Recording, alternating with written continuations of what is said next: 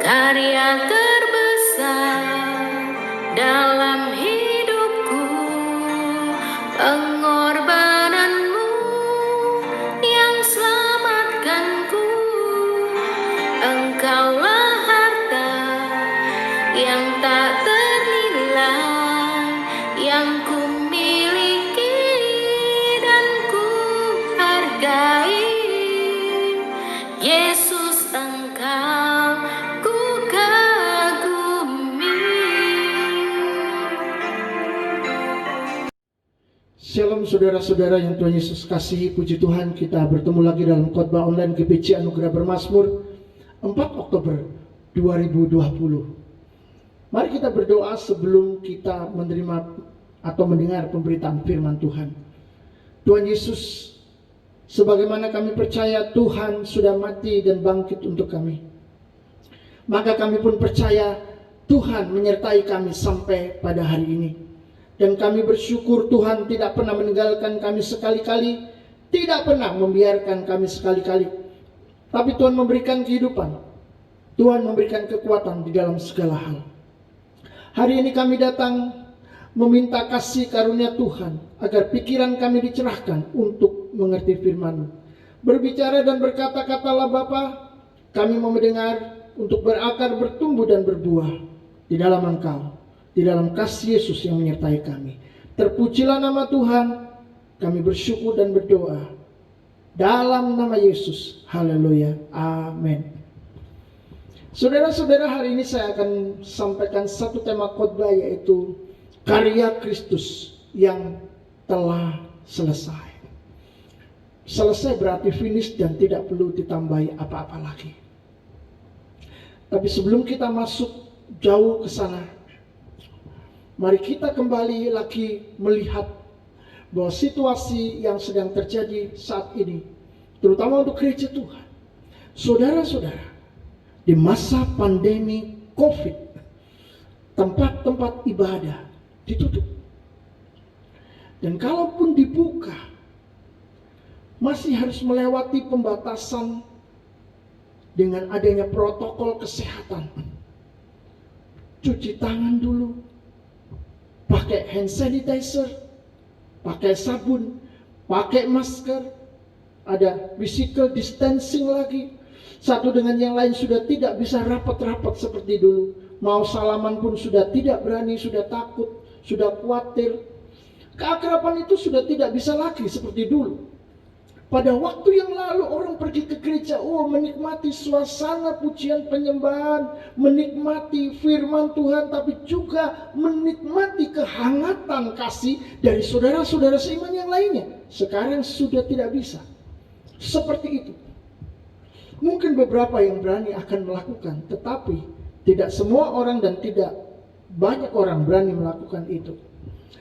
Yang jelas saudara-saudara, semarak persekutuan hari-hari ini sudah tidak seperti biasanya, menjadi redup. Nah, pertanyaannya sekarang adalah, apakah itu tidak akan melemahkan iman atau membuat malas orang-orang untuk bersorak-sorai memuji Tuhan? Tentu saja ada dorongan untuk melepaskan diri dari persekutuan dengan Tuhan. Hari-hari ini menjadi lebih kuat dari yang biasanya. Memang tidak ada statement kata-kata saya akan keluar, saya akan meninggalkan Tuhan. Tetapi di dalam praktek hidup, orang sudah tidak ke gereja, dia pun juga akan malas untuk melihat khotbah-khotbah online seperti ini. Paling cuma lihat sebentar lalu ditutup. Tapi ketika mereka pergi ke gereja, suka tidak suka, mau tidak mau, mereka ada di dalam gedung gereja, mereka duduk, mereka mendengarkan pujian penyembahan dan firman Tuhan sampai selesai. Ini beda, saudara. Lalu ada teman-teman, ada saudara-saudara yang lain di sana. Pasti suasananya sangat-sangat berbeda. Jadi saudara-saudara, sekali lagi, orang mau melepaskan diri dari persekutuan dengan Tuhan, itu semakin kuat. Apalagi ditambah dengan banyaknya masalah ekonomi, lalu ditambah dengan masalah keluarga, masalah hubungan satu dengan yang lain, masalah bisnis, wah banyak sekali. Dengan kondisi dan keadaan yang sangat-sangat berat, masalah-masalah itu membuat kehidupan rasanya semakin terpuruk. Itu sebabnya saudara, kita bisa merasakan bahwa ini berpengaruh kuat terhadap turunnya kerinduan kita kepada Tuhan. Itu tidak bisa dihindari.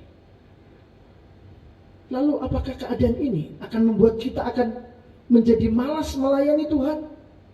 Tentu saudara-saudara sendiri yang bisa menjawabnya. Tapi biasanya orang di dalam keadaan lancar, mereka punya semangat, mereka punya power. Mereka punya kekuatan untuk memuji Tuhan, untuk rajin pergi ke gereja, rajin melayani. Tapi dalam keadaan kurang, orang bilang, mana tahan. Kalau kondisi sumuk, tapi masih ada kipas angin, it's okay. Nggak ada AC masih nggak apa-apa. Tapi kalau sudah sumuk, nggak ada kipas angin, pintu ditutup lagi, wah nggak tahan saudara, cepat-cepat keluar. Saudara, kondisi ini pun juga terjadi dalam kehidupan orang-orang percaya ketika menghadapi tekanan-tekanan dan beban yang berat. Ketika mereka diperlakukan, mereka dikondisikan seperti itu. Keinginan untuk keluar itu lebih banyak.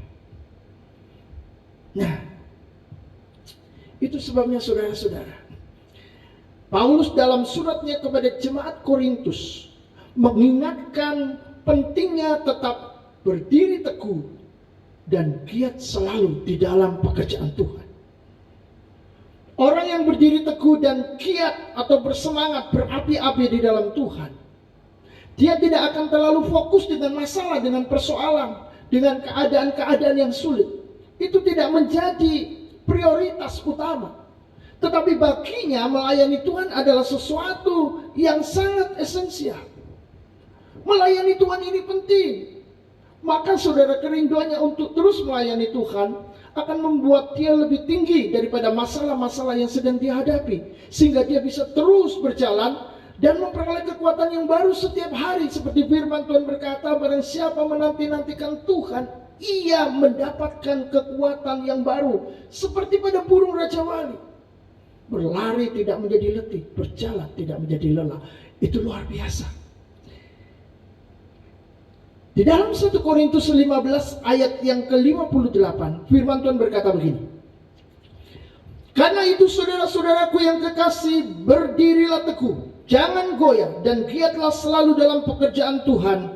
Sebab kamu tahu bahwa dalam persekutuan dengan Tuhan, jerih payahmu tidak sia-sia. Berdiri teguh, jangan goyah. Agar apa? Bisa meneruskan perjalanan bersama Tuhan. Kalau orang tidak mau berdiri teguh, kalau orang membiarkan dirinya goyah, dia tidak mau bertahan, maka sudah pasti dia akan terperosok, dia akan jatuh, dia akan terseret oleh arus, dan dia akan malas melayani Tuhan, dia akan meninggalkan Tuhan. Dan itu bisa terjadi kepada siapa saja. Firman Tuhan berkata, persekutuan dengan Tuhan, dalam persekutuan dengan Tuhan, jerih payahmu tidak akan sia-sia. Saudara-saudara, itu sebabnya firman Tuhan berkata, berdirilah teguh, jangan goyah. Mengapa? Karena perjuangan ini adalah sangat besar. Ini intinya. Apa yang diperjuangkan? Injil yang menyelamatkan.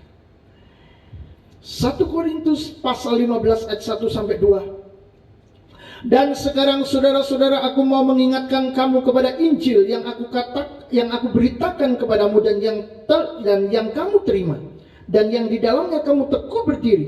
Oleh Injil itu kamu diselamatkan, asal kamu teguh berpegang padanya, seperti yang telah kuberitakan kepadamu. Kecuali kalau kamu telah sia-sia menjadi percaya. Kita harus berdiri teguh atas Injil yang kita terima. Mengapa? Karena satu, Kristus telah mati karena dosa-dosa kita sesuai dengan kitab suci. Mengapa Paulus mendasari kematian Yesus Kristus itu sesuai dengan kitab suci, bukan sesuai dengan sejarah? Bukankah pada waktu Petrus menuliskan surat ini, Yesus sudah mati lebih dulu? Berarti itu sejarah yang telah terjadi sebelumnya. Kenapa Petrus tidak berkata Kristus telah mati karena dosa-dosa kita sesuai dengan kata para rasul, atau kata orang-orang yang melihat sendiri kejadian itu, peristiwa itu, atau kata pejabat Roma yang dia kenal, atau kata mungkin prajurit atau serdadu Romawi yang menyaksikan sendiri kejadian itu? Kenapa Petrus tidak berkata karena Kristus telah mati karena dosa-dosa kita, berdasarkan atau sesuai dengan bukti-bukti ilmiah yang ada? Paulus berkata kitab suci dasarnya sesuai dengan kitab suci, karena waktu Yesus dinubuatkan akan datang dan mati menderita untuk umat manusia, itu juga karena kitab suci. Kitab suci ini dikarang oleh Allah sendiri, oleh Roh Kudus. Yang menulis memang manusia, tapi pikirannya, idenya, karyanya adalah Allah. Kalau manusia yang menulis kitab suci, menulis firman Tuhan, maka saudara-saudara, tidak ada artinya kita saat ini berdiri teguh atas Injil. Kepercayaan kita menjadi sia-sia. Tetapi karena Tuhan sendiri yang menuliskannya, maka Injil ini bersifat kekal. Dan saudara, 1 Korintus 15 ayat 3 berkata, sebab yang sangat penting telah kusampaikan kepadamu, yaitu apa yang telah kuterima sendiri, ialah bahwa Kristus telah mati karena dosa-dosa kita sesuai dengan kitab suci. Kalau mati sesuai kitab suci, maka dikubur, dibangkitkan, naik ke surga sesuai juga kitab suci. Saudara, kita tidak perlu mempermasalahkan apakah yang kita percayai ini sesuai dengan bukti-bukti arkeologis, apakah sesuai dengan kata-kata orang, apalagi sesuai dengan kata-kata ajaran dari kitab-kitab yang lain, kepercayaan yang lain. Kitab suci ini firman Allah. Yang memberikan wahyu adalah Allah sendiri. Sekarang tinggal saudara mau percaya atau tidak percaya. Tapi bagi yang percaya, Paulus berkata, berdirilah teguh, jangan goyah. Jeripaya di dalam Tuhan tidak akan pernah menjadi sia-sia. Yang jelas, kematian Yesus ini berbicara tentang diri Allah di dalam dua hal. Yang pertama, yaitu tentang penggenapan janji Tuhan yang tidak pernah berubah. Yesaya 52 ayat 13 berkata, sesungguhnya hambaku akan berhasil, ia akan ditinggikan, disanjung dan dimuliakan. Akan datang seorang yang akan dimuliakan, kata firman Tuhan. Siapakah itu? Yesus. Dan dikatakan bahwa yang ditinggikan, dimuliakan ini adalah seorang hamba. Seorang hamba yang akan berhasil. Berarti orang yang akan ditinggikan, dimuliakan ini memiliki hati hamba. Dan siapa yang memiliki hati hamba? Yesus. Yesus selalu menjadi pusat bagi seluruh ajaran Alkitab. Karena memang dia adalah Allah yang turun menjadi manusia dan menebus dosa-dosa kita. Saudara-saudara, janji Tuhan ini digenapi di dalam Yesus, dijanjikan di dalam perjanjian yang lama. Yang kedua, kita akan melihat bahwa kematian Yesus itu berbicara tentang korban yang menyelamatkan kita. Di dalam Yesaya 53 ayat yang ke-10 dikatakan, tetapi Tuhan berkehendak meremukkan dia dengan kesakitan. Apabila ia menyerahkan dirinya sebagai korban penebus salah, ia akan melihat keturunannya, umurnya akan lanjut, dan kehendak Tuhan akan terlaksana olehnya.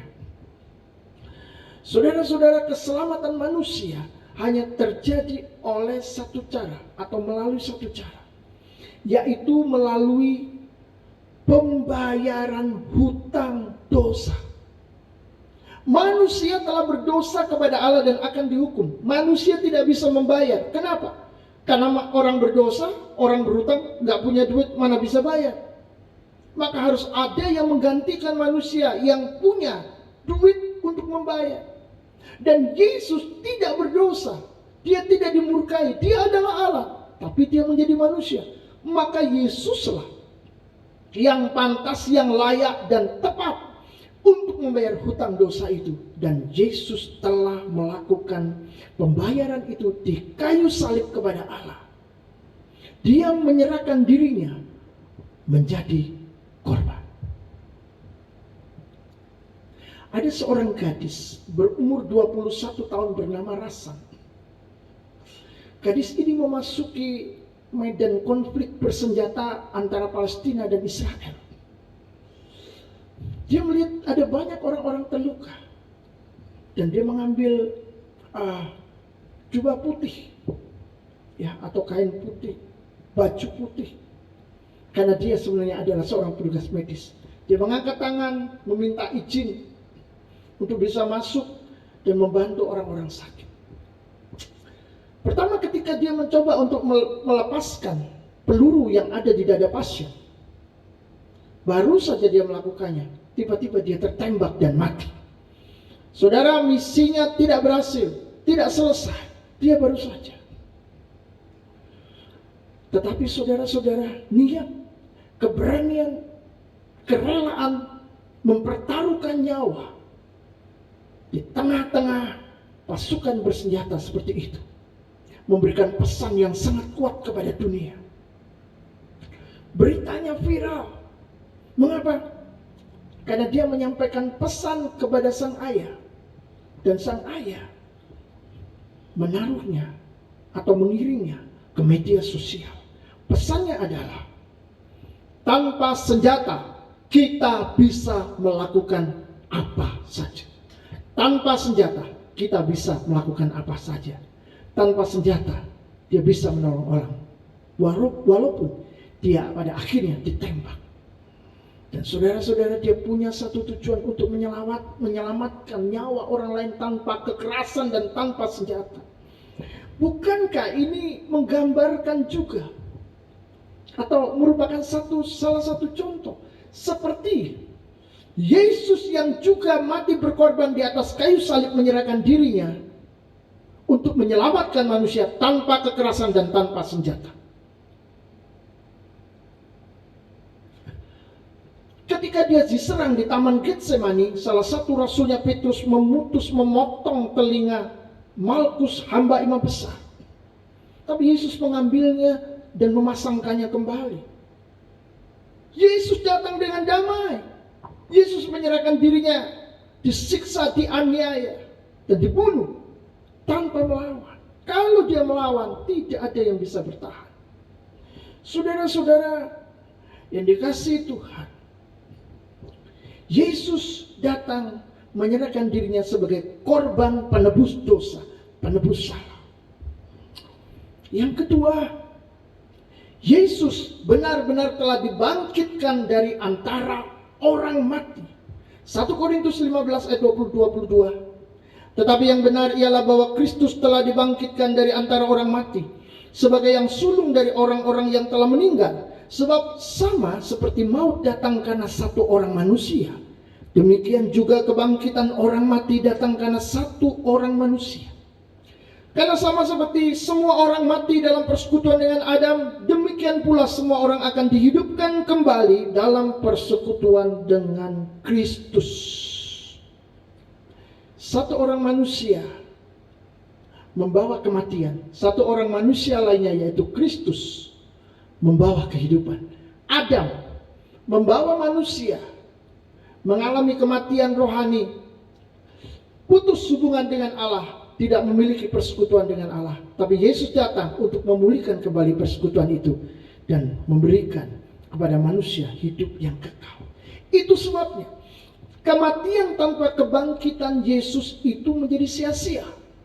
Kalau Yesus tidak bangkit, maka dia tidak dapat membangkitkan mereka yang mengalami maut. Maut itu berarti terpisah dari Allah. Tetapi Yesus sungguh-sungguh bangkit sehingga dia dapat memberikan kebangkitan kekal untuk mereka yang percaya kepadanya. Saudara-saudara, kebangkitan ini bukan cuma mencakup tubuh, tetapi ini mencakup persekutuan yang kekal dengan Tuhan. Yesus datang untuk mengembalikan persekutuan itu. Sebagaimana manusia pertama mati karena dosa, maka persekutuannya terputus dengan Allah. Yesus datang untuk menyambungkan kembali persekutuan yang sudah lama hilang. Ada seorang bapak bernama Martin mengalami kebakaran dan dibawa ke rumah sakit. Lalu dokter mengatakan dia sudah mati. Dia memiliki pengalaman bangkit dari kematian seperti Yesus, walaupun itu sangat berbeda. Rohnya keluar dan dia bisa melihat ruangan di mana dia mati, dia bisa melihat dokter, dia bisa melihat orang-orang di sana. Lalu tiba-tiba dia sampai pada suatu taman yang sangat indah. Dan dia melihat ada seorang pribadi berjubah yang datang kepadanya membawa baskom dan air. Saya masih ingat ketika Yesus membawa mungkin air dan membawa menggunakan bajunya untuk mengelap kaki murid-muridnya. Tapi yang jelas saudara, pada waktu itu dia melihat bahwa seorang berjubah ini mendekati dia, dan semakin dekat kakinya semakin tidak tahan berdiri dan dia jatuh. Lalu air itu dikucurkan di atas kepalanya dan dia berkata dia mengalami pengalaman yang sangat luar biasa. Dia mengalami damai sejahtera dari Tuhan. Dan saudara-saudara, dia berkata kepada pribadi ini, dia berkata, saya suka tempat ini dan saya tidak mau balik. Tapi pribadi berjubah ini justru mengatakan, tidak, kamu harus pulang, katanya. Kamu harus katakan pada orang-orang bahwa mujizat itu masih ada. Puji Tuhan, sampai hari ini mujizat masih ada. Jam 12 malam dia kembali hidup dan dirawat di rumah sakit sampai masa pemulihannya. Saudara-saudara, kondisinya, mukanya memang sudah cacat, kasihan sekali. Tetapi saya percaya dia lebih kaya dari banyak orang karena dia mengalami pengalaman rohani yang luar biasa. Yang ketiga, sebagai putra yang menjadi manusia, Yesus harus memegang pemerintahan sebagai raja. Sampai Allah menaklukkan semua musuh di bawah kakinya. Dan Yesus menerima kuasa di surga dan di bumi. Yesus mendekat kepada mereka dan berkata, kepadaku telah diberikan segala kuasa di surga dan di bumi. Saudara-saudari, ini adalah kuasa pemerintahan pada waktu dia, Sang Putra Allah, Allah yang sejati, turun menjelma menjadi manusia, berinkarnasi menjadi daging. Pada saat itu dia menerima kuasa sebagai seorang raja. Yang jelas saudara, sebagai anak, ia menaklukkan dirinya kepada bapaknya. Karena memang itu adalah tugas yang harus diselesaikan. Sampai pada akhirnya dia harus kembali lagi dalam hakikatnya semula sebagai anak Allah di dalam Allah Tritunggal.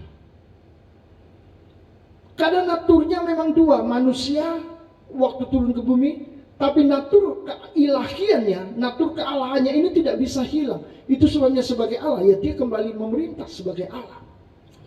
Di dalam Korintus 15 ayat 24 sampai 28 dikatakan, kemudian tiba kesudahnya, yaitu bila mana ia menyerahkan kerajaan kepada Allah Bapa, sesudah ia membinasakan segala pemerintahan, kekuasaan dan kekuatan. Karena ia harus memegang pemerintahan sebagai raja sampai Allah meletakkan semua musuhnya di bawah kakinya. Musuh yang terakhir yang dibinasakan ialah maut, dan itu terjadi pada akhir zaman. Sebab segala sesuatu telah ditaklukkannya di bawah kaki Yesus. Tapi kalau dikatakan bahwa segala sesuatu telah ditaklukkan, maka teranglah bahwa Yesus sendiri yang telah menaklukkan segala sesuatu di bawah kaki Kristus itu tidak termasuk di dalamnya. Tetapi kalau segala sesuatu telah ditaklukkan di bawah Kristus, maka ia sendiri sebagai anak akan menaklukkan dirinya di bawah Dia yang telah menaklukkan segala sesuatu di bawahnya, supaya Allah menjadi semua di dalam semua. Saudara-saudara, karya Kristus ini sudah selesai dan tidak perlu ditambah-tambah lagi. Sudah final, finishing, sudah sempurna. Sudah tidak perlu ditambah-tambahi lagi dengan perbuatan baik, dengan kesetiaan ketaatan kita, supaya kita bisa selamat. Keselamatan itu anugerah, keselamatan itu pemberian dari Tuhan. Yang diperlukan hanya mengerjakan keselamatan dengan takut dan gentar. Mengerjakan keselamatan dengan hati yang takut akan Tuhan. Tuh, katanya tadi sudah selesai. Kenapa harus ditambah lagi? Kenapa harus dikerjakan lagi keselamatannya? Keselamatan itu dikerjakan oleh Yesus sudah selesai. Itu adalah bagian Yesus. Tapi bagian kita adalah mengerjakan dengan takut dan gentar, dalam arti apa-apa yang mau kita lakukan, ingat Tuhan. Tindakan-tindakan kita ingat Tuhan. Semuanya ingat Tuhan. Sehingga kita bisa tetap menjaga hati kita dengan segala kewaspadaan. Dan hidup kita boleh terus berjalan bersama-sama dengan Tuhan. Bahkan bertumbuh dan berbuah-buah bagi kemuliaan Allah. Jadi di sini saudara-saudara, ada 3 hal yang perlu kita ingat. Yang pertama, Yesus sudah mati untuk menanggung dosa-dosa kita. Maka di dalam hidup ini kita tidak perlu lagi fokus kepada dosa yang sudah ditanggung Yesus. Tetapi fokus kepada kebenaran. Bagaimana kita melakukan sesuatu itu dapat menyenangkan hati Tuhan. Apa yang kita inginkan itu adalah kehendak Tuhan.